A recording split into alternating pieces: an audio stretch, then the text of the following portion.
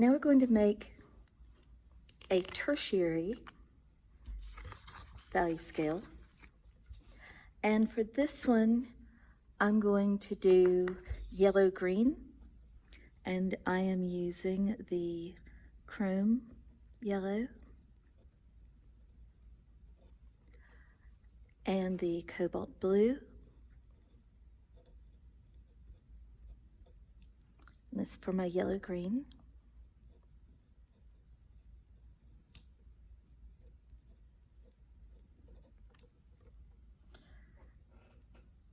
And for my complement, if you look at your color wheel, you'll see that the complement or opposite color for yellow-green is red-violet.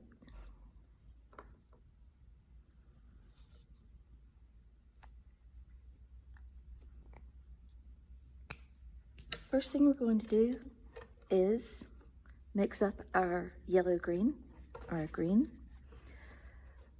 The first thing you can do, if you choose, is mix up a green with equal parts blue and yellow, or you can take a shortcut, which is what I'm going to do, and I'm going to make a yellow-green. I'm going to attempt to make a yellow-green just by mixing a smaller amount of blue into my yellow.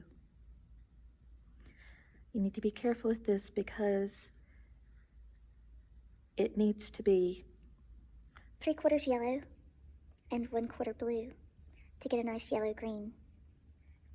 As you mix, please mix carefully and make sure that you don't have any of these swirls in there. I know the swirls are pretty, they really are. But for this, we don't want the swirls. We want it to be completely incorporated. Oh, this can be a really nice green, look at that.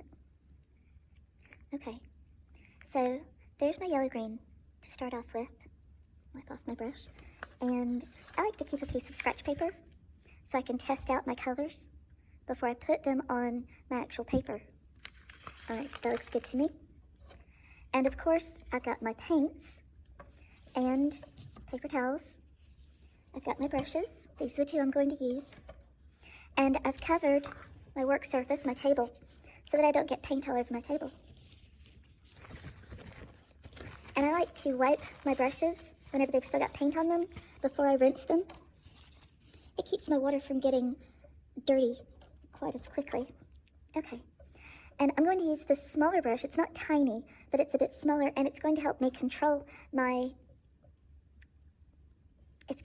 putting my color on my paper. This subject, or this assignment, is about control. It's about learning to mix the colors, but also learning how to control your hand so that it works to make a neat shape. In other words, you don't want to paint all outside of the lines. I know that people say, be creative, paint outside the lines. And yes, that's wonderful whenever it's a creative endeavor. This is a skill building assignment. It's not about being all creative. Okay, so I'm going to paint this in my center section. I've got 7 sections, and so I'm painting this in the center one. And I have very shaky hands, and so what I do is I paint from the edges in, and that helps me keep it inside of that shape. And I try not to get too much paint on my brush at once.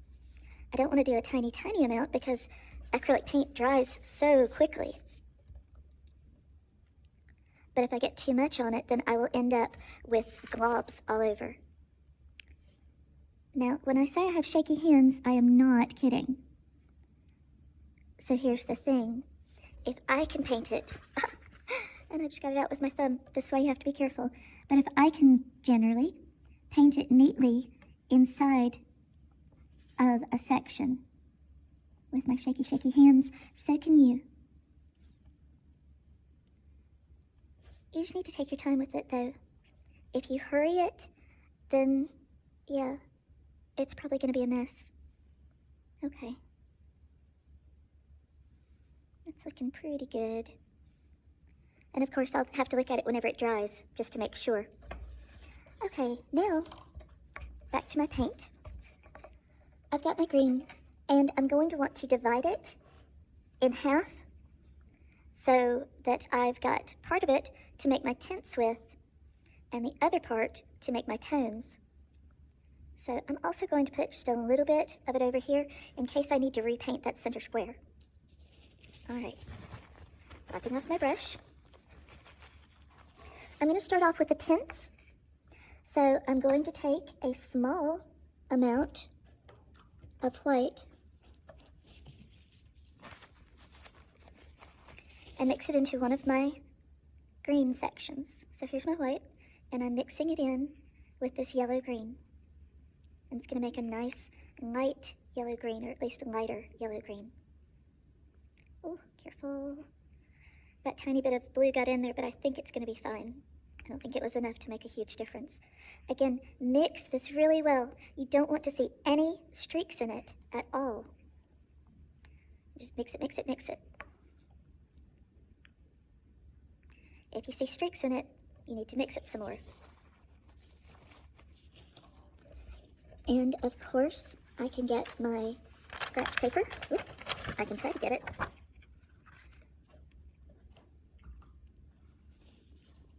And paint this new green, this green tint, beside my original one on the scrap paper, and just make sure that it's different enough. I think that will do it. And if I'm wrong, we can always paint over it. That's one of the really, really good things about acrylic paints, is if you make a mistake in color, you can repaint it.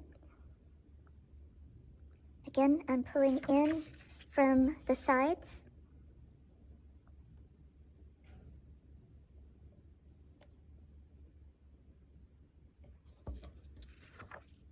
And I am not rushing.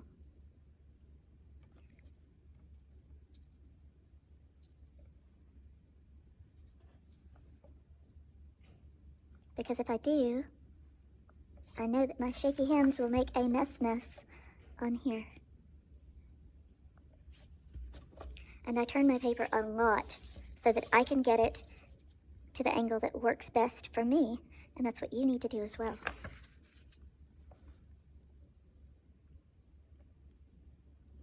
I'm working while the paint is wet. Once the paint starts to dry and gets a bit tacky, you need to wait until it dries completely before you paint over it.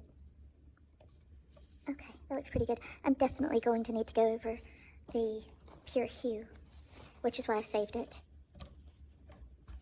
Let's mix our next tint. And what I'm going to do this time is I'm going to take some of the yellow-green out of here, and I'll put it in this section. And I'm going to take some white, and we don't want to contaminate our colors if we can help it. Sometimes we make mistakes. I certainly do. But in general, let's try not to. Once you've contaminated a color with another one, you have to find a way to mix them because it's hard to get them apart again. Okay, so I've got my yellow-green and I've got my white, and I really think I'm going to need a little more yellow-green. And let's mix those together.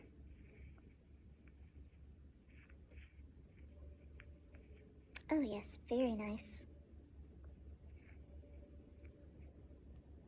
Might need a little bit more. Let's just try that much.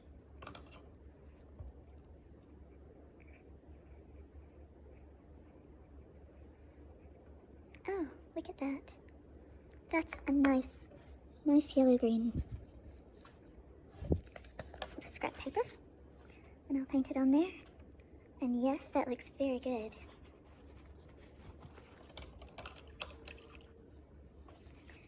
And I just rinse my brushes out a lot because I don't want the paint to get thick on the bristles. Let's paint our next tint.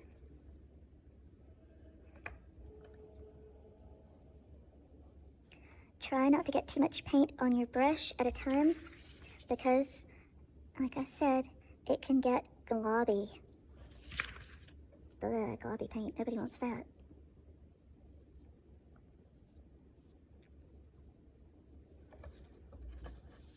And what I've found, and I'm sure that you'll find this too, is the more I paint, the better I get. And I can compensate for things like shaky hands or any other problems that kind of come up.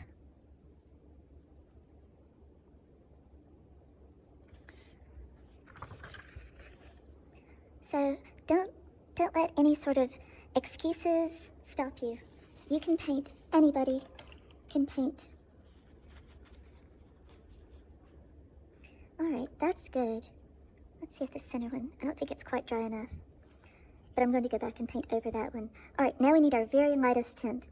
And since I know that I'm not going to use this white for another color again, I'm going to take some of this second tint and I'm going to mix it straight into that white because I know that's going to give me a very beautiful light tint.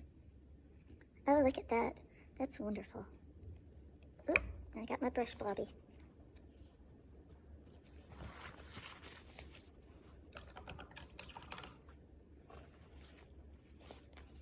All right, let's paint this last tint in here. Look at how pretty that is. And that's a lot of paint, so I'm going to brush it off in the center of the rectangle and just kind of gently paint around with a bit of it at a time.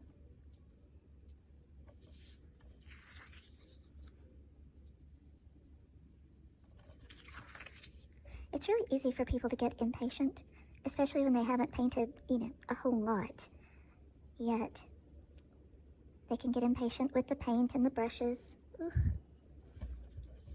And with themselves and with their hands.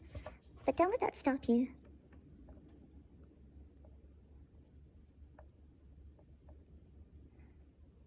And sometimes learning these skills, like doing these value scales, may not seem very fun, although I love mixing different colors. To me, that's a lot of fun. But it may not seem that fun to you. However, it's a good and necessary step so that whenever you do creative projects, you'll have the skills and you know that they will work. You won't be in the situation of having to learn a skill while you're doing a creative project. You'll have the skill, and so it's much easier and more enjoyable to do your painting. Oh, that's my chair squeaking. All right, we've got our tints. Don't those look nice? Now we're going to do our tones. And to do the tone for the yellow-green, we're going to need red-violet.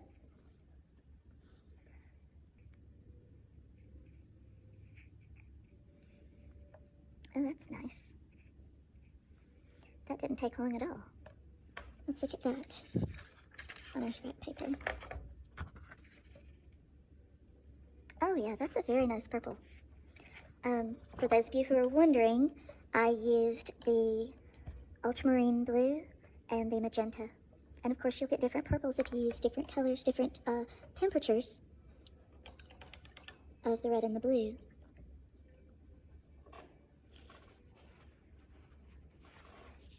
And I know this can seem a little tricky, but we just break it down into steps. I'm going to move my paper away because I don't want it to get paint on it where it's not supposed to be. Looks like I've already done that. Okay, so I've got my original yellow-green right here that I saved. And so now I'm going to mix a bit of this red-violet into my yellow-green. So mixing two tertiaries because, of course, the complement of a tertiary is always going to be another tertiary.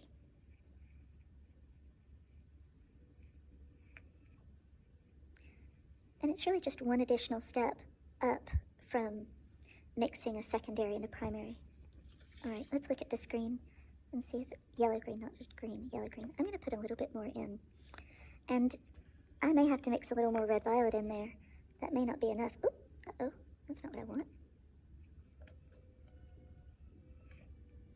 pay attention to where I put my palette. There we go. That's nice. I want to kind of try and keep the paint in my well, little bowl shaped. Alright, that's looking pretty good. Alright, let's get that painted.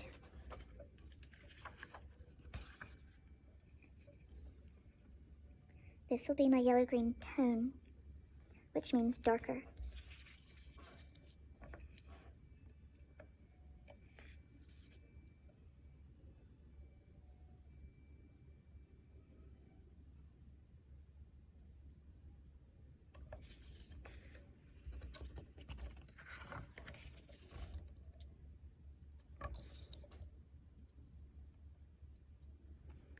Again, I'm pulling in from the edges, and even if you don't have shaky hands, it's a pretty good habit if you want to have, if you've got an area of your painting that needs to be very carefully painted because that's the composition you decided on, then this is a good method to know how to do, to pull in from edges. Now I've got some little globs right here, and I don't want it to dry that way. So I'm going to grab those up, fill in that little corner, and then I'll brush over this section. Oops. But I can already feeling it starting to drag on my brush, and that tells me that the paint has gotten, it's not dry enough to be dry, but it's dry enough to be tacky feeling, and when it's like that, then you need to let it dry. Just wait and let it dry. And then you can paint over it. Alright, my original green is dry enough. Wasn't that quick? So I'm going to go ahead and do the second coat on that original yellow-green, which is what I saved over here.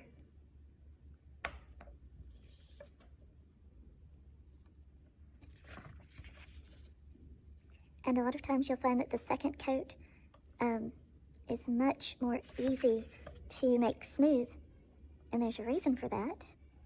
Do you know what it is?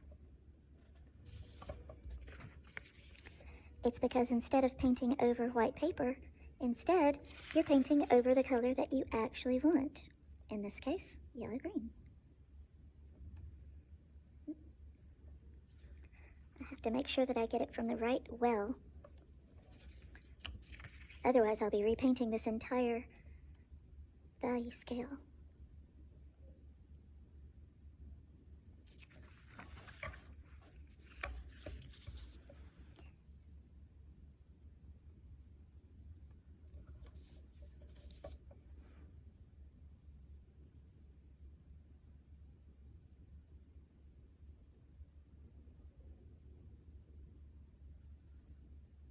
There we go. Oh, that's looking so much better.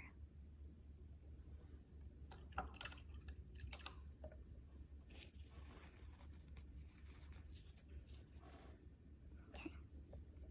Now, I want to make our next darkest tone. And to do that, we need to get some more of our red violet. Oop. Use my larger brush. Makes mixing easier. Alright. And I will mix that into my yellow-green tone, the first yellow-green tone. Look at that. Do you see how it's already much darker? Nice. And whenever you get used to wiping and rinsing your brushes, it will just be second nature to you. You won't even think about it. Alright, let's paint in that second tone. And again, I got my brush a little too much paint on it. But see, you can just put that right in the center of the section and pull paint from it to use on the sides.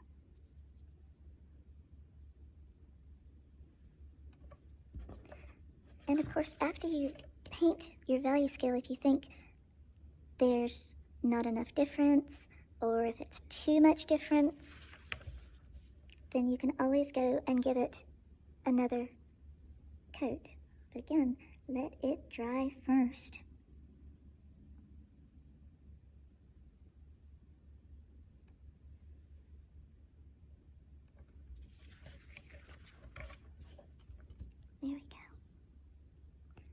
And you see the tones are much more neutral. They're not bright like the original color.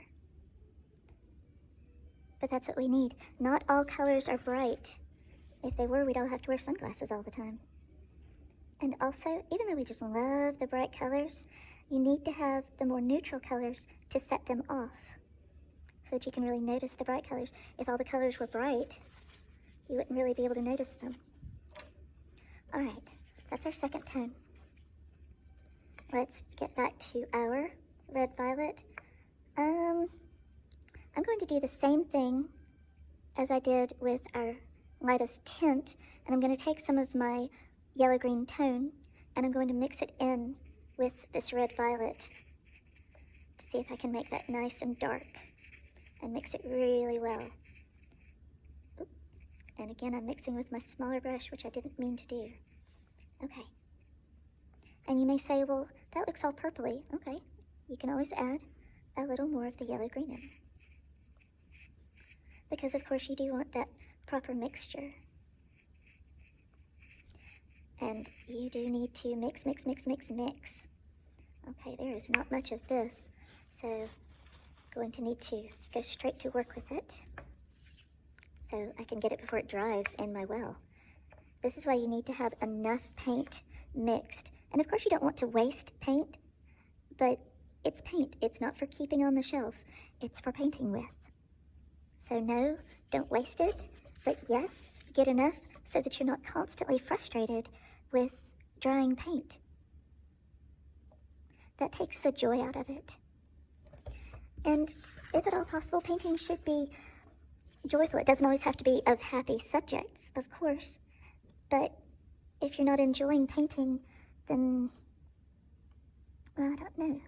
It's just not so great. Yeah, see? I've got a very nice brown here from this yellow-green and the red-violet. And again, you see how I keep turning my paper. It's because I want to get that very best angle. And if these were still wet, then I'd have to be much more careful, but they're dry, so it's okay if my hand gets on them. Here we go. I'm going to try and get a nice even coverage. And if I can do that in my first pass, great. If not, I can go back and paint over it again. All right, there we go. Not bad. Here we've got our yellow-green value scale. Pure hue, tints, pure hue, tones. It's not that complicated once you get the basic formula down. All right, go make some paints.